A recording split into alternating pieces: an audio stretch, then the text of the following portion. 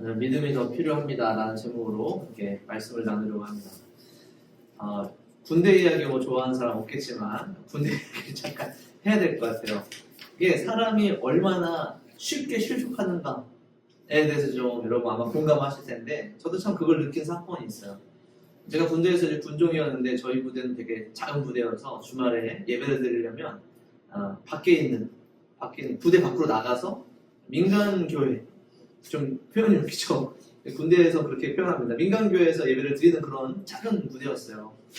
근데 이제 주말에 나갈 수 있다라는 어떤 메리트가 있으니까 이제 믿음이 없는 친구들, 신앙이 없는 친구들, 뭐 교회에 한 번도 가지 못했던 친구들도 곧장 따라 나갔어요. 그 중에 그 중에 하나를 제가 이제 전도를 하기 위해서 좀 이제 오랫동안 신경 쓴 친구가 있는데, 성탄절이 있는 주간이었어요. 주일날 이제 다 같이 가서 이제 예배를 드리려고 예배 드리고, 또 청년부 모임도 따로 했었어요. 그때는 청년부 모임에 우리 군지체들도 이제 나이가 20대 초반이니까 군지체들도 다 이렇게 청년부 모임에 갔는데, 그날 이제 청년부 문을 딱 열고 들어갔더니 과자가 산더미처럼 쌓여 있는 거예요. 그러니까 성탄절이라 이제 뭔가 행사를 준비했나 보죠. 그러니까 우리 군인들이 이제 기대하기로는, 야, 오늘 이제 성탄절이라 저 과자를 우리 군인들에게 나눠주려나 보다 라고 이제 그런 기대를 안고 모임을 시작했는데, 모임이 끝날 때까지도 과자를 나눠줄 아무런 기미가 없는 거예요. 그래서 제가 이제 전도하려고 계속 신경 썼던 한 친구가 되게 직설적인 친구였어요. 이제 그 청년 회장한테 물어본 거예요. 오늘 이제 크리스마스인데 저게 우리 선물입니까? 라고 물어봤는데, 청년부 회장이 갑자기 당황하더니 난색을 표하면서, 저거 이따 나중에 저희 청년들한테 줄 선물이에요. 그런 거예요. 그리고서는 이제 그 청년 예배 끝나고 뭐 모임 끝나고 할 때 뭐 따로 그런 과자나 선물이 없더라고요. 그래서 이제 우리 정리해서 교회로 돌아갔죠. 다음 주에 이제 예배를 가려고 가서 이제 그 후임이었어요. 후임한테 가서, 야, 가자 그랬더니 안 간다는 거예요. 왜 안 가냐 그랬더니 뭐라고 그랬냐면, 예수님의 사랑이 넘치는 교회에서 과자도 안 줍니까? 이렇게 얘기를 합니다. 근데 그 이후로 이제 그 친구는 주말에 이제 종교 행사에 참여하지 않더라고요. 저도 이제 몇 번 얘기했는데 계속 그날 그 얘기를 하는 거예요. 과자. 너무 얼마나 쪼잔 맞아요. 그 과자 못 받은 것 때문에. 그런데 그럴 수 있다는 거예요. 사람의 마음이.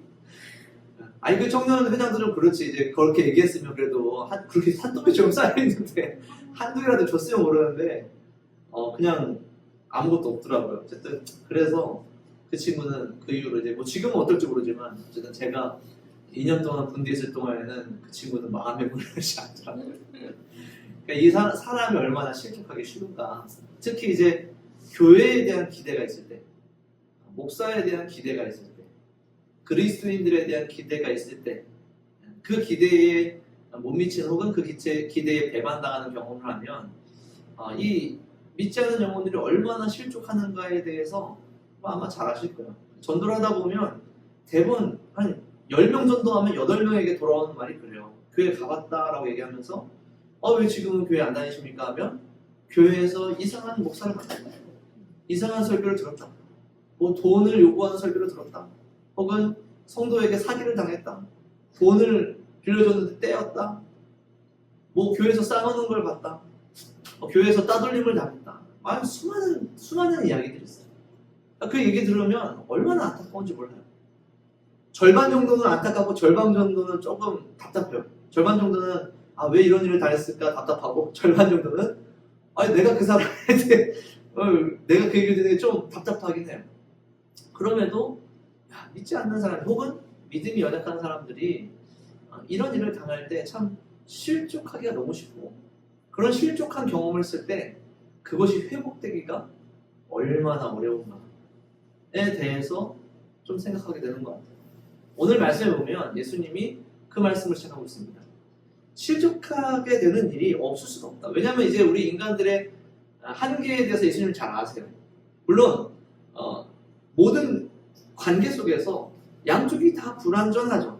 그러니 이 사람이 의도적으로 실족하게 하지 않았더라도 이 사람이 어떻게 받아들이는가에 따라서, 혹은 이 사람의 성숙함과 미성숙함에 따라서 얼마든지 아무것도 안 하는데도 실족을 당할 수 있고, 그런 의도가 아니었는데도 실족할 수 있는 거예요. 그래서 예수님께서는 이해하세요. 우리의 인간의 연약함과 악함이 또 우리의 한계가 어느 정도인지 너무나도 잘 아시기 때문에 서로 사람과 사람이 관계를 맺으면서 실족하지 않을 수는 없을 것이다. 그런 일이 아예 없을 수는 없을 것이다.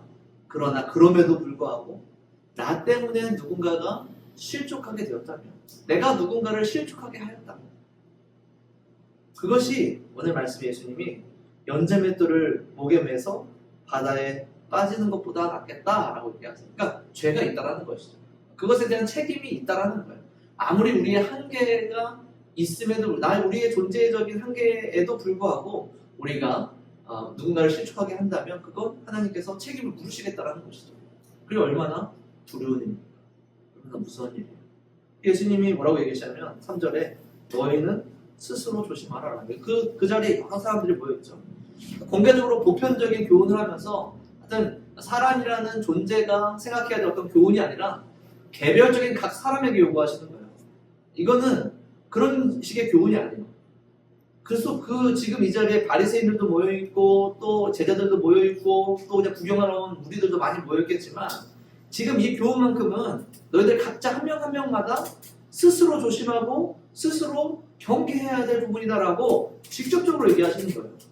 각자의 삶 가운데 여러 가지 상황 가운데에 나는 무엇이라 말했는가, 나는 무엇이라 어떻게 반응했는가에 대해서 생각하며 그것이 나에게는 의도가 없더라도 또 혹은 나에게 잘못이 없더라도 누군가에게 그것이 실족함이 되고 누군가에게 그것이 걸림돌이 된다면 그 분명히 죄이고 심각한 결과를 낳겠다라고 이렇게 말씀하시는 것이죠. 그러니까 이 말씀을 준비하면서 저도 참 반성이 되더라고요. 내가 손해를 당하고 내가 불이익을 당하여 또 내가 부당한 대접을 받아서 내가 마땅히 화낼 수 있고 또 싸울 수 있고 또 그에게서 무언가를 뺏을 수 있고 그에게 손해를 끼칠 수 있는 상황 속에서 나는 어떻게 행동했는가에 대해서 조금 고민이 되더라고요. 왜냐하면 전 또 목사니까. 물론 그 사람이 내가 목사임을 모르지만 혹시라도 누군가가 저 사람 목사래, 저 비트윈 카페에서 일하시는 저분이 목사였대 라고 얘기했을 때 그 사람들이 목사에 대해서 어떻게 생각할까? 거기서 안 끝나잖아요. 그 사람이 교회에 대해서 어떻게 생각할까? 거기서 안 끝나죠. 그 사람이 예수님에 대해서 어떻게 생각할까? 전 그때 그 후임의 그 말이 아직도 안 잊혀져요. 예수님이 그렇습니까? 예수님의 사랑이 이 정도입니까?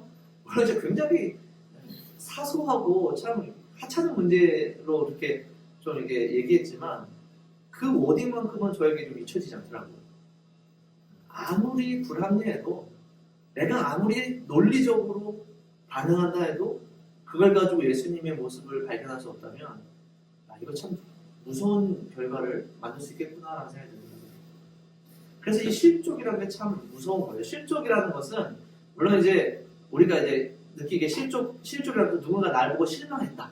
누군가 날 보고 뭐 이제 교회에 대해서 예수님에 대해서 실망했다. 뭐 이 정도의 실족의 개념이 있지만 조금 더 실족이라는 단어를 이렇게 깊하고 들면 근본적으로 실족은 실망보다는 더 넓은 개념이에요. 어떤 한 개인에게 실망한다는 개념이 아니라 실족은 걸려 넘어지다라는 거예요. 걸려 넘어지는데 걸려 넘어져서 어떤 문제가 발생하느냐? 걸려 넘어져서 죄를 짓거나 죄의 상태에 내버려져 있거나 죄를 깨닫지 못하여서 그냥 죄 속에서 그냥 살아가도록 내버려 두어지는 것이 바로 실족이라는 개념이에요. 그래서 우리가 신앙생활을 하고 그리스도를 살아가면서 우리가 수많은 관계들을 맺고 있을 거 아니에요. 우리가 그 사람에게 뭔가 특별히 하지 않아도 그 사람이 그 상태에 그냥 내버려져 있어도 그게 실족의 상태일 수 있다는 거예요. 그래서 예수님이 실족하지 않게 하기 위해서 우리가 예수님의 제자로 살아가면서 누군가와 관계할 때 그 사람이 실족하지 않기 위해서는 두 가지를 해야 돼요. 핵심적인 두 가지가 있는데 그게 무엇이냐? 오늘 말씀에 등장하죠. 3절에 등장합니다. 죄를 범하거든 경고해야 되는 일이 첫 번째예요. 그 다음에 두 번째는 조금 더 어려운 거예요. 무엇이냐면 그 형제가 회개하거든 용서하는 거예요. 이 두 가지를 우리가 반드시 해야 돼요. 우리가 그리스도인이라는 정체성을 가지고 누군가와 관계를 가질 때에 우리가 그 사람에게 항상 해야 할 두 가지, 염두에 둘 두 가지. 만약 그가 죄를 짓는다면 경고해야 돼요. 그거 죄야. 그 죄 때문에 우리는 죽을 수밖에 없어. 그 죄를 해결하지 못하면 우리는 결단코 영생을 얻을 수 없어. 라는 경고가 들어가요. 이게 이제 뭐 저주나 미움이 아닙니다. 걱정과 사랑 안에서 표현되는 경고를 얘기하는 거예요. 야, 그렇게 하면 안 돼. 큰일 나. 라는 마음인 거죠. 두 번째로는 그 사람이 그 죄에서 벗어나기를 결단하고 나에게 와서 용서를 구할 때에 그것을 용서해 줘야 된다는 거예요. 근데 이 죄가 어떤 죄냐면 그냥 이제 불특정 다수를 향한 죄가 아니라 예수님의 표현이 굉장히 직접적이죠. 그 사람이 너에게 죄를 지어서 너에게 용서를 구하려고 오거든 용서해 줘. 그런데 그것이 하루에 7번 그러한 일을 한다 해도 7번 다 용서해줘라 라고 얘기하는 거예요. 그러니까 베드로가 한번 예수님께 질문한 것과 이런 비슷한 맥락이에요. 우리가 몇 번씩 용서해줘야 됩니까? 7번씩 7번이라도 용서해줘라. 그러니까 하루에 그렇게 용서할 일이 뭐가 있겠어요? 누군가 우리에게 똑같은 잘못을 7번 하고 7번 용서를 구한다면 우리 이렇게 생각할 거예요. 아, 저 사람이 나를 지금 업신여기고 있구나. 아, 저 사람이 나를 지금 놀리고 있구나. 나에게 지금 치욕을 주고 있구나. 더 화가 나고 더 분노가 일어날 거예요. 그래서 예수님은 그렇지 않다. 그렇게 하지 말라는 겁니다. 그 사람이 용서를 구하면 용서해 주라는 거예요. 그게 몇 번이든. 이게 가장 어려운 거예요. 이렇게 해야 누군가가 실족하지 않는다는 거예요. 죄를 경고하지 않으면 그 사람이 죄 안에서 그냥 살아가도록 내버려두는 실족함이 발생한다는 것입니다. 그 사람이 죄를 용서해주지 않으면 아, 나는 용서받지 못할 죄인이구나. 나는 버려졌구나. 나는 거룩함과 선함과 하나님 앞에서 이미 멀어졌구나. 포기하게 만든다는 거예요. 용서받기를 포기하게 만드는 거예요. 그게 지금 이 자리에 있는 바리새인과 죄인들을 향한 예수님의 메시지인 거예요. 바리새인들이 무엇을 하고 있었죠? 그들은 경고는 잘했어요. 이것이 죄이다. 경고는 잘했어요. 그러나 뭘 못했습니까? 용서는 하지 못했어요. 그래 그곳에 있었던 수많은 죄인들, 세리와 과부들, 또 창기들이 본인들의 죄를 용서받길 원했지만 바리새인들은 전혀 용서해주지 않는 거예요. 그들을 더럽게 여기고 함께 있는 것조차 거절하는 거예요. 그래 그들은 어떤 마음을 가질까? 포기하는 거예요. 아, 우리는 더 이상 용서받을 만한 존재가 아니구나. 하나님 앞에서 우리는 그런 은혜를 얻을 만한 존재가 아니구나 생각해버리고 포기해버리는 것이죠. 회개하기를 포기하는 거예요. 용서받기를 포기하는 거예요. 이게 실족이라는 거예요. 하나님은 이렇게 요구하실 수 있는 자격이 있으신 분입니다. 예수님은 지금 이스라엘 백성들에게 이렇게 요구할 자격이 있으세요. 오늘 우리에게도 마찬가지. 우리에게도 이런 요구를 하실 자격이 있어요. 왜냐하면 하나님이 그렇게 우리에게 실족하지 않기 위해, 우리가 실족하지 않기 위해 하나님이 역사 속에서 우리를 그렇게 기르셨고 예수님께서 우리를 그렇게 구원하셨기 때문에 광야, 왕정시대, 포로기, 그런 거 생각할 필요 없어요. 출애굽했던 40년 동안에도 하나님의 표현으로는 너희가 나를 10번이나 광야에서 배반하였지만 내가 그거 다 용서해주고 너희들을 가나안 땅으로 인도하지 않았냐라고 얘기하신단 말이에요. 그들이 지었던 죄가 보통 죄입니까? 광야에서 얼마나 놀라운 기적으로 그들을 인도했는데도 불구하고 그들은 먹을 게 없으면 마실 게 없으면 조금만 덥고 추우면 하나님께 얘기했잖아요. 차라리 우리가 애굽에서 죽는 게 더 나았겠습니다. 라는 말도 하고 시내산 밑에서 금송아지를 만들어서 우상을 섬기는 범죄도 하고 또 가나안 땅 들어가기 직전에는 모압 유인들과 전 국민적으로 행음하면서 하나님 앞에 죄를 범했던 사람들이 광야에서의 이스라엘 사람들이란 말이에요. 하나님이 그들을 다 멸하셨습니까? 가데스 바네아에서 정탐 갔다 돌아온 그 정탐꾼들의 말을 듣고 그들이 하나님께 원망하고 저주하고 하나님 앞에서 화를 내고 분노하며 오히려 하나님의 신실한 종이었던 갈렙과 여호수아 또 모세와 아론과 그 사람들을 돌로 쳐 죽이고 돌아가려고 했어요. 그것도 용서해 줬답니다. 이거 말이 안 되는 용서예요. 그죠? 하나님께서 자기 백성이 실족하지 않기 위하여 그들이 죄를 범죄할 때는 죄를 경고하시고 또 회초리를 드셨을 뿐만 아니라 결국엔 그들을 용서하셔서 계속해서 용서하셔서 끊임없이 용서하셔서 결국은 그들의 약속의 땅으로 인도하셨다는 거죠.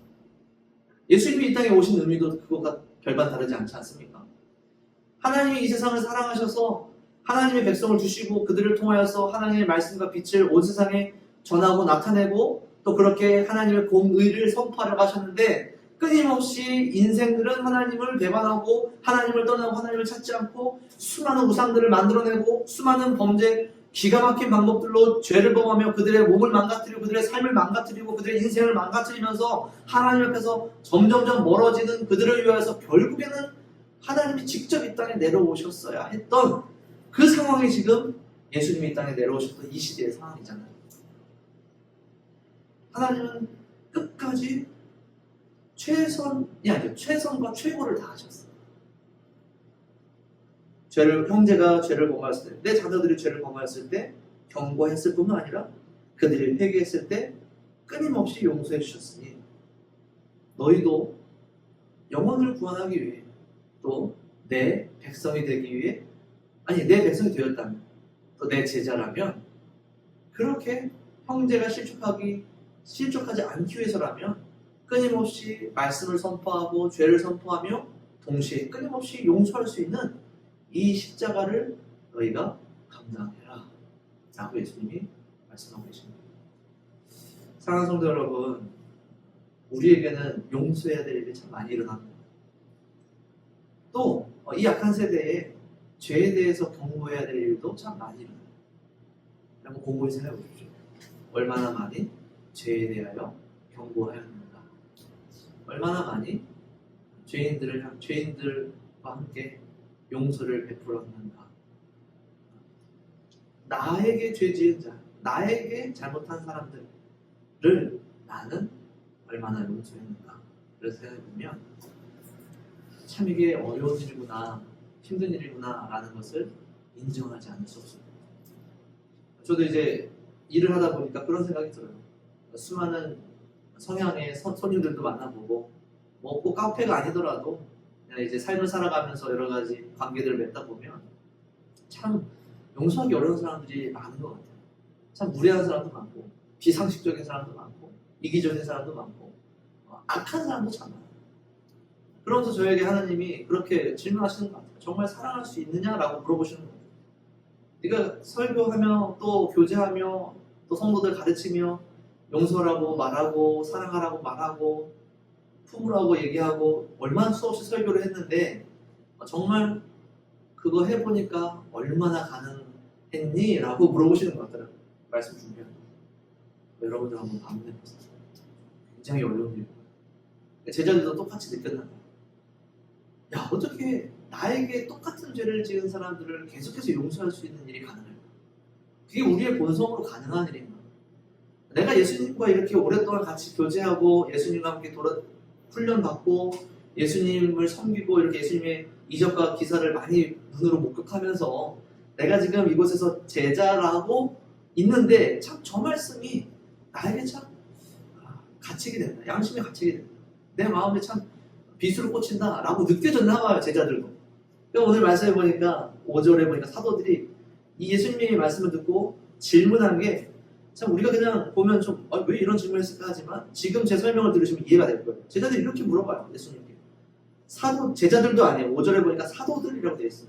콕 집어서 그 자리에 정말 예수님이 세우셔서 예수님이 맡기실 그 사명을 짊어지게 될 그 사도들이 예수님의 말씀을 듣고 진지하게 뭔가를 느꼈나 봐요. 이렇게 얘기합니다. 우리에게 믿음을 더하소서. 그러니까 아무리 생각해도 예수님의 저 말씀을 받기에는 우리의 믿음이 너무 약한 것 같아요. 내 안에 조금 더 큰 믿음이 필요한 것 같아요. 그래서 오늘 사도들이 이렇게 질문해요. 믿음이 더 필요합니다. 예수님, 그건 좀 저에게 아직은 어려운 것 같아요. 제가 그것을 예수님의 그 말씀이 가능하기 위해서는 조금 더 믿음이 필요한 것 같습니다. 저도 그랬어요. 저도 제 심정도 그랬어요. 이 말씀을 보면서 좀 믿음이 더 필요하다. 아직은 내가 좀 나의 연약함이 더 큰 것 같다. 나의 인간적인 본성이 더 큰 것 같아서 믿음이 더 필요하지 않을까라는 생각했는데 제자들이 똑같이 질문하더라고요. 예수님이 뭐라고 대답하시냐면 너희에게 겨자씨 하나일 만한 믿음만 있었으면 이 일이 아니라 정말 말도 안 되는 일을 뽕나무더러 뿌리가 뽑혀 바다에 심겨지라. 이 마태복음은 이제 산이 옮겨지는 비유로 바뀌거든요. 믿음에 관하여서 예수님이 계속해서 이런 비유를 하세요. 뽕나무가 옮겨지든 산이 들려서 바다에 던져지든 아주 겨자씨만한 믿음, 아주 작은 믿음만 있어도 사실은 이 모든 게 가능하다라고 얘기하시는 거예요. 예수님이 뭐라고 대답하시는 걸까요? 지금 너희 안에 믿음이라는 것이 있다면 그 믿음의 크기와 상관없이 사실은 이 일들이 가능하다라고 얘기합니다. 우리에게 중요한 건 믿음의 크기가 아니라는 것이죠. 믿음이 어떤 마법적인 에너지처럼 우리 청년들, 젊은 남성들이 좋아하는 게임처럼 무슨 MP처럼 이게 믿음이 많이 있으면 많은 일을 할 수 있는 것이고 믿음이 조금 있으면 적은 일을 할 수 있는 믿음이란 건 그런 우리의 내적 에너지 같은 게 아니라는 거예요. 믿음은 무엇이냐? 믿음은 신실함과 충성이라는 거예요. 그리고 신실함과 충성은 우리의 감정이 아니에요. 우리의 마음이 아니에요. 내가 간절히 믿고 간절히 충성하고 간절히 따르는 이게 믿음이구나, 이게 신실함이구나, 이게 충성이구나. 여러분 믿음이라는 단어가 제가 방금 말씀드린 세 가지 단어가 다 들어있는 거예요. 믿음이라는 것은 신실함, 충성, 믿음 이런 뜻입니다. 그러니까 이게 우리의 마음의 어떤 열정과 감정적인 어떤 크기가 믿음의 크기라고 생각하면 여러분 오산이 하는 거예요. 예수님이 믿음은 그런 것이 아니라 가장 작은 것처럼 우리 안에 굉장히 작게 지금 움직이는 것처럼 믿음이라는 것이 내 안에 있는 것 같다면 그것이 믿음이라는 것이 어떤 감정적인 크기와 상관없이 믿음, 무엇을 믿고 무엇에 충성하고 어떤 관계 속에서 무엇을 고백하느냐가 중요하지 그것이 감정적인 크기와 열정이랑은 상관이 없다는 거예요. 그래서 예수님이 지금 그래서 그 이후에 비유를 하시는 거예요. 사실 오늘 말씀은 이 하나의 사건인데 한 장소에서 하나의 사건을 위해서 예수님이 주신 말씀인데 굉장히 조각조각 나 있는 것 같죠. 실족에 대해서 얘기하시고 믿음에 대해서 얘기하시고 종에 대해서 얘기하시는 것 같잖아요. 이게 다 한 세트예요. 세트. 우리가 누군가를 신실하지 않게 하기 위해서는 참 우리의 본성을 뛰어넘는 순종과 헌신이 필요한데 이것이 가능하려면 믿음이 필요하다는 거예요. 그것이 겨자씨 하나만한 작은 믿음이라도 올바른 믿음이 있다면 가능하다는 거예요. 그리고 그 올바른 믿음은 무엇이냐에 대해서 지금 이제 설명하기 시작하시는 거예요. 그게 바로 종의 비유예요. 종의 비유. 너희가 어떤 종이 있는데 너희가 종이라고 비유하지 않았어요. 너희에게 어떤 종이 있는데 그 종이 너희의 명령에 따라서 뭐 밭을 갈든 아니면 양을 치던 어떤 일을 하다가 돌아왔다. 그럼 너희가 그 종을 아이고 수고하셨습니다 라고 대접하고 먹을 걸 준비해서 그를 먹이고 씻기고 그렇게 하겠느냐라는 거예요. 안 그러지 않느냐. 그 종이 돌아왔을 때에 너희가 먹을 것을 또 준비하라고 종에게 요구하지 않겠느냐. 그 얘기를 하시는 거예요. 그래서 이 얘기를 왜 하시냐면 믿음이라는 것은 충성이라는 것은 하나님과 나와의 관계가 올바로 정립될 때에 가능하다라는 거예요. 바리새인들에게 지금 묻는 거예요. 너희가 하나님과의 관계에서 주인과 종의 관계라는 거예요. 너희가 하나님을 볼 때, 하나님을 뵐 때, 하나님 앞에 나아갈 때 종과 주인의 관계로 나가는 거예요. 너희들 서로 동등한 입장에서 주인과 주인의 입장으로 만나고 있지 않느냐는 거예요. 너희가 하나님과 어떤 계약 관계로 지금 만나고 있지 않느냐는 거예요. 너희가 하나님을 위해서 무언가를 하면 하나님이 너희 때문에 어떤 이득을 얻어서 너희에게 또 다른 값을 지불해야 되는 것처럼 너희들은 신앙생활을 하고 있지 않느냐?